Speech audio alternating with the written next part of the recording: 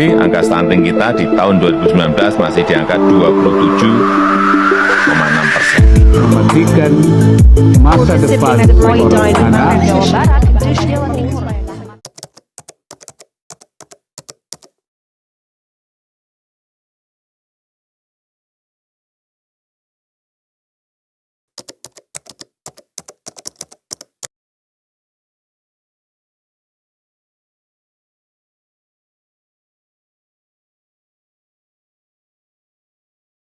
Baik, assalamualaikum warahmatullahi wabarakatuh. Waalaikumsalam warahmatullahi wabarakatuh.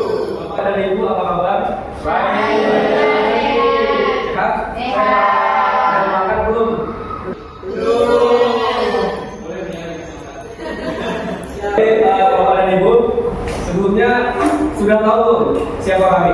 Belum. Tahu ya? Boleh nggak kami kenalan? Boleh.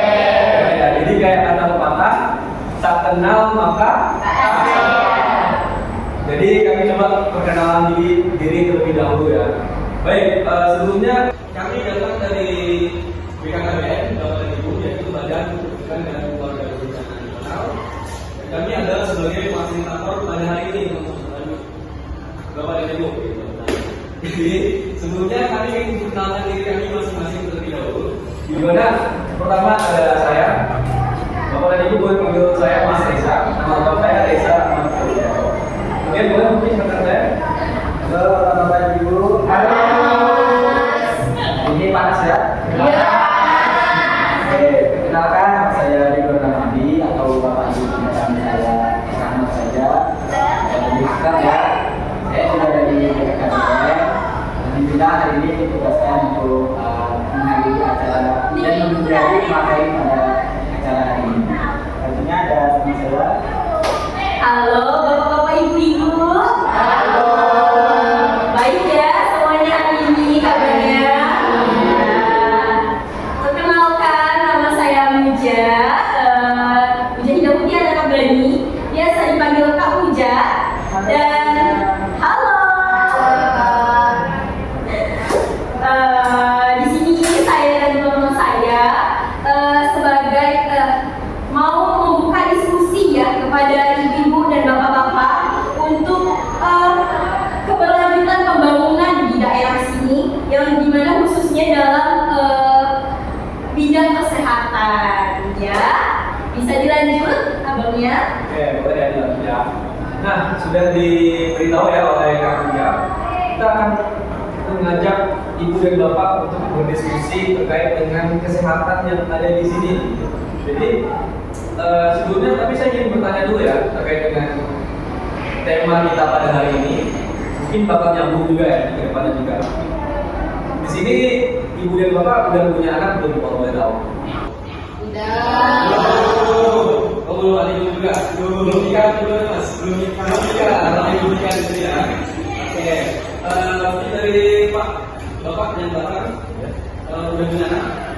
Sudah. Anaknya berapa tahun? 2 tahun. 2 tahun. Dengan Bapak siapa? Bapak Christian. Bapak Christian ya. Pak Christian 2 tahun ya anaknya. Kemudian mungkin ibu yang belakang? Saya. Dengan ibu siapa? Ibu Ruth. Ibu Ruth. Anaknya ada berapa? Ada 2. Berapa tahun? 5 tahun sama 8 tahun. 5 tahun sama. Kemudian satu lagi, ada yang mau kasih tahu berapa anaknya, terus umurnya berapa? Kalau nggak tahu ya. Itu sih berapa? Mungkin. Oh, banyak itu punya juga ya. Belum nikah atau belum punya anak Pak? Belum nikah ya. Tapi udah ada calonnya. Oh, belum nikah. Mungkin ibu yang di depan dengan ibu siapa? Ibu. Nah, anaknya berapa? Satu aja ya. Berapa tahun? 2 tahun baru pakai. Jadi oke. Berkaitan dengan balita ya tentunya ibu-ibu dan bapak-bapak. Jadi kita akan membahas terkait salah satu permasalahan yang sering banget nih terjadi di Indonesia. Dan setelah kami lihat datanya di daerah sini juga ada beberapa kasus terkait dengan masalah ini. Jadi kami hadir di sini untuk bisa memfasilitasi ibu dan bapak supaya kita mencegah nih masalah ini. Masalahnya apa kira-kira? Masalahnya adalah stunting. Nah, oke, jadi saya ingin tanya lagi nih. ketika mendengar kata stunting, kira-kira apa yang ada di pikiran ibu dan bapak? Mungkin ada yang mau? Bapak, orang kecil. Orang kecil. Oke, ada lagi. Kurang gizi. Kurang gizi. Pendek. Ada juga. Oke. Ada yang bilang orang kecil, kurang gizi, tubuh pendek, kaki pendek gitu ya. Oke, mungkin kita nanti bisa lihat dulu apakah ini benar yang dibilang oleh bapak dan ibu, dan apakah itu salah. Oke, kita coba untuk gali lebih dalam lagi. Jadi sebelum kita bicara tentang solusinya, sebelum kita bicara tentang dampak stuntingnya, kita harus tahu dulu nih, apa sih arti daripada stunting itu, gitu ya. Jadi tadi ada yang bilang stunting itu adalah orang yang pendek, ada orang yang kurang gizi dan segala macam. Gitu. Ya, kita coba dulu dari yang paling awal dulu ya, yaitu definisi stunting. Nah, dari yang kami pelajari ya ibu dan bapak, dan kami juga sering nih menangani kasus stunting, karena memang BKKBN itu salah satu fokusnya adalah mencegah atau menangani kasus-kasus seperti itu, yaitu stunting itu. Jadi stunting itu adalah kondisi gagal tumbuh pada anak, yaitu pada 1000 hari pertamanya. Coba itu 1000 hari pertama itu berapa tahun? 2 tahun. 2 tahun. Oh, benar ya, Pak Hendrik ya. Yang lain ada yang mau jawab? 5 tahun. Benar nggak? Kata Pak Hendrik, 2 tahun 1000 hari. Ayo, 1 tahun itu 365. 3 tahun lebih berarti mau 4 tahun. 4 tahun. 365 tambah 365 sampai 2 tahun lebih. Nah, 2 tahun. Jadi 1000 tahun itu 2 tahun lebih ya. Jadi 1000 tahun itu 2 tahun lebih. Kita balik lagi ke definisi. Stunting itu adalah kondisi gagal tumbuh pada anak, yaitu 1000 hari pertamanya disebabkan oleh kurangnya gizi atau gizi yang buruk. Nah, udah paham ibu dan bapak? Jadi kalau misalkan ada ibu dan bapak tadi yang bilang, oh anak yang stunting itu pendek, anak yang stunting itu kurang gizi, anak yang stunting itu kecil, apakah itu benar?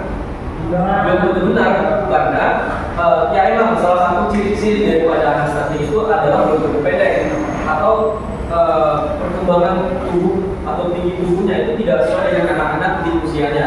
Cuman jadi jangan sampai ya ibu dan bapak melihat ada anak kecil nih, terus dia pendek, terus kita jangan sih anak kecil stunting, jangan ya ibu dan bapak. Jadi anak yang pendek itu ya emang anak stunting itu pendek, tapi anak yang pendek yang kalian yang kita sering lihat mungkin beberapa kali gitu, itu belum tentu stunting. Jadi jangan dijudge dulu anak yang pendek, anak yang kecil itu stunting gitu. Ya, udah paham bapak dan ibu? Paham ya, ini definisi stunting ya. Kemudian kita mungkin akan bicara lagi terkait dengan dampak, penyebab, solusi dan lain sebagainya. Itu kan saya Bapak Ibu dulu, masih ingat saya? Masih. Oke, Bapak-bapak Ibu, jadi stunting itu ada penyebabnya. Banyak sekali penyebabnya. Yang pertama itu saya langsung ke poin aja ya. Yang pertama adalah gizi yang buruk. Nah, gizi anak itu didapat mulainya dari awal masih dalam kandungan.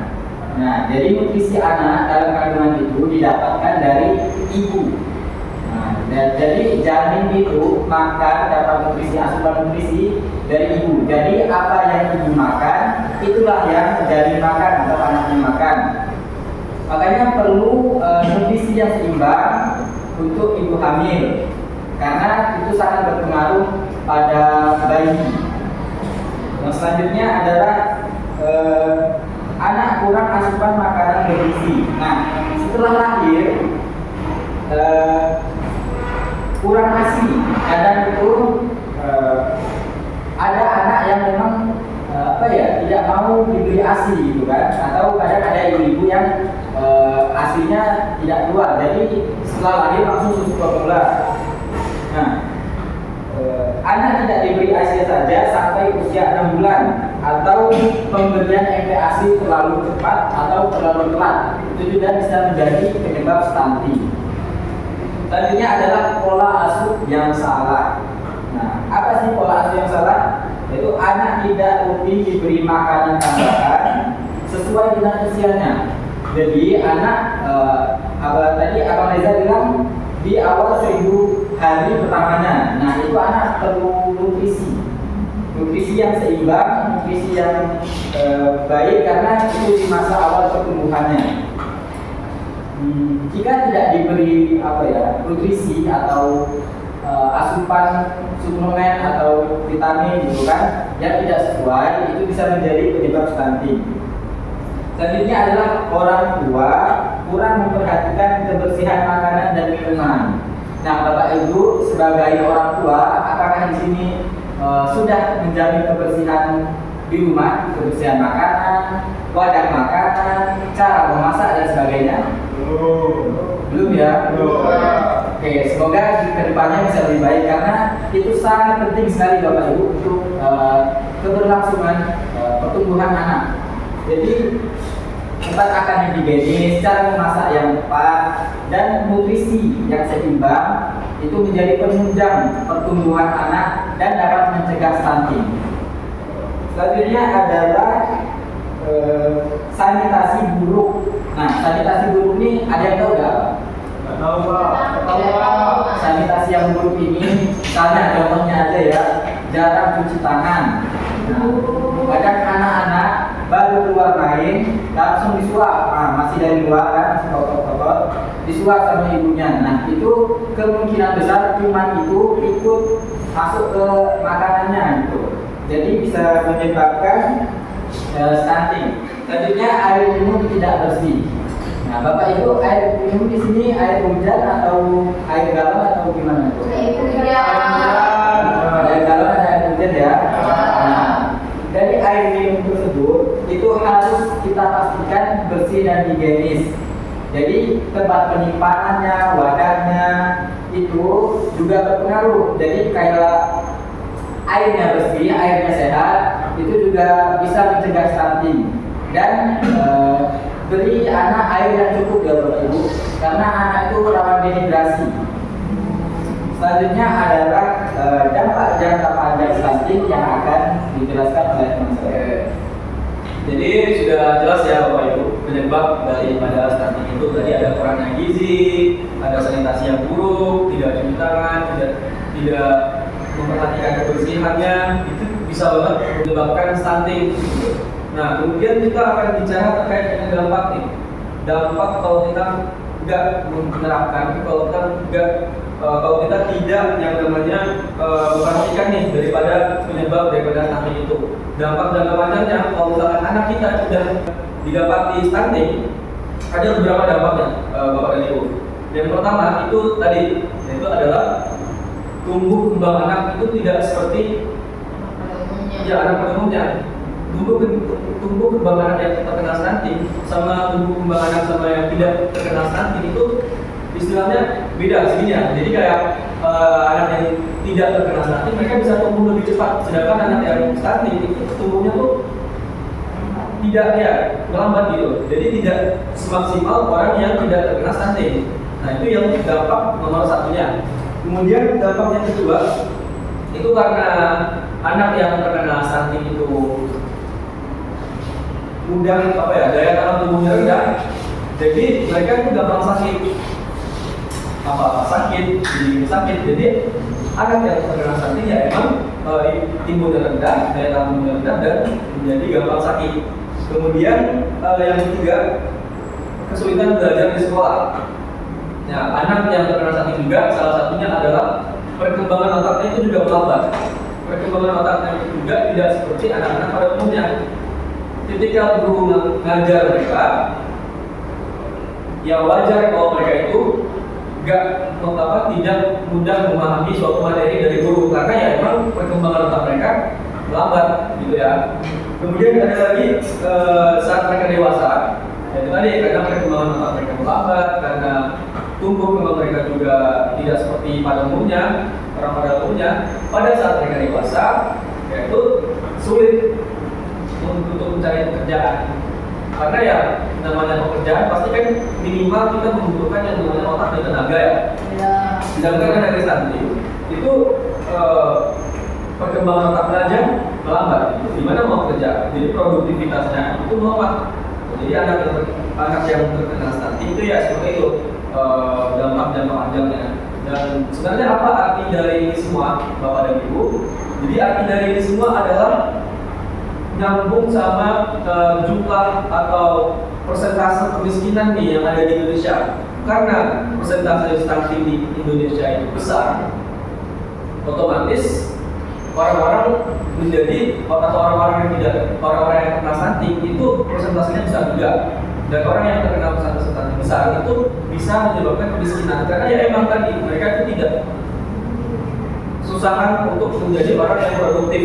Jadi ini bisa menambah kemiskinan antar generasi ya. Jadi kita harus bicara bagaimana sih solusi agar generasi kita atau agar anak-anak kita tidak terkena stunting. Jadi kita mungkin selanjutnya kita akan bahas terkait hal itu. Nah, selanjutnya saya serahkan ke saya. Baik, Bapak-bapak dan Ibu, kembali lagi sama saya. Saya siapa? Ingat ya Bapak-bapak dan Ibu. Jadi untuk masalah stunting ini kita punya solusi Bapak-bapak dan Ibu sekalian. Solusinya itu tidak mahal-mahal kok, murah aja gitu kan. Dimulai dari hal yang sederhana. Yang pertama apa? Yang pertama pastinya konsumsinya gitu kan. Gizinya dimulai dari asupannya gitu kan. Yang pertama misalnya kalau masak di rumah itu nasi itu kan karbohidratnya gitu kan. Terus tahu, tempe itu proteinnya juga ditambah sayur bayam. Nah ini tuh udah lengkap banget loh ibu-ibu. Terus juga selain sehat, kenyang, kantong pun aman gitu ya ibu-ibu. Terus juga, nah ini kita sering banget dengar padahal tangan yang kelihatan bersih itu tuh belum tentu bersih gitu kan, masih ada kumannya. Terus gimana caranya biar kita bisa bersih dari kuman-kuman itu? Kita praktik dulu yuk ibu-ibu, berdiri dulu yuk kita yuk. Kita praktek tangan biar bersih gitu ya. Oke, mulai ya. Pertama-tama saya akan mempraktikannya dulu, kemudian nanti bapak-bapak dan ibu-ibu ikutin saya ya. 1, 2, 3. Telapak punggung tangan, sela-sela jari, jangan lupa kuncinya, juga ibu jarinya. Jangan lupa kukunya, juga pergelangannya. Di air mengalir, dibilas hingga bersih.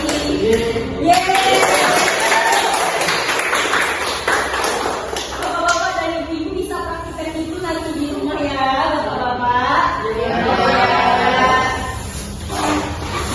Nah, ibu-ibu dan bapak-bapak, ada yang mau ditanyakan? Saya Kak, apa nih? Tapi kan saya itu mahal, gimana caranya? Ada lagi? Ada pertanyaan lagi? Anak saya pendek tapi sehat itu nggak apa-apa kan? Oke, saya akan menjawab dari pertanyaan ini siapa? Iya. Ininya. Saya mahal ya Bu? Iya. Oh, jadi gini ya. Kalau untuk sayur itu sebenarnya kita nggak perlu sayur yang mahal-mahal sih. Kan kayak saya lihat di daerah sini kan banyak petani-petani sayur kan. Nah, jadi yang penting itu asupan hariannya cukup ya. Jadi kayak sayur seperti kangkung, sawi atau bayam itu kan murah, sekitar 5.000 mungkin ya. Nah, dan untuk lauk pauknya bisa tempe atau tahu. Itu sudah cukup untuk kebutuhan hariannya Bu. Nah, untuk pertanyaan Pak Kris bisa dijawab oleh Mas Reza. Oke, baik. Jadi pertanyaan Pak Kris ini bagus banget, udah banyak sekali masyarakat yang tanya ke kita nih. Mereka berkeluh kesah gitu. Aduh Pak, anak saya pendek nih, anak saya kecil nih. Itu stunting nggak ya gitu ya? Ya kami jawab dulu, anaknya ini sehat kan? Sehat. Aktif kan? Di sekolah lancar. Apalagi ada juga yang mendapat keluhan, kami tanya ya, anaknya juara ya Pak? Juara kelas kan? Ada banyak tuh kayak orang tua yang datang ke kami tanya, Pak ini anak saya pendek dan apakah ini stunting? Oke. Jadi jawabannya adalah belum tentu ya. Jadi ya memang salah satu ciri-ciri anak stunting itu pendek, tapi tidak cuma satu ciri-ciri. Ada ciri-ciri lain tadi, yaitu adalah perkembangan otaknya yang rendah gitu. Kemudian ada ciri-ciri lain, dia gampang sakit-sakitan. Nah, kalau dari salah satu ciri-ciri ini tidak ada, ya belum tentu anak bapak kena stunting. Dan juga faktor anak yang pendek itu juga banyak gitu, bisa jadi karena genetik dan lain sebagainya gitu. Nah, jadi menjawab pertanyaan itu, apakah anak stunting itu pendek? Belum tentu. Tapi apakah anak stunting itu pendek? Iya, tapi belum tentu yang pendek itu stunting gitu. Apakah menjawab? Main jawab. Oke. Ada sekali yang baru. Siap. Selesai sudah acara kita pada kali ini.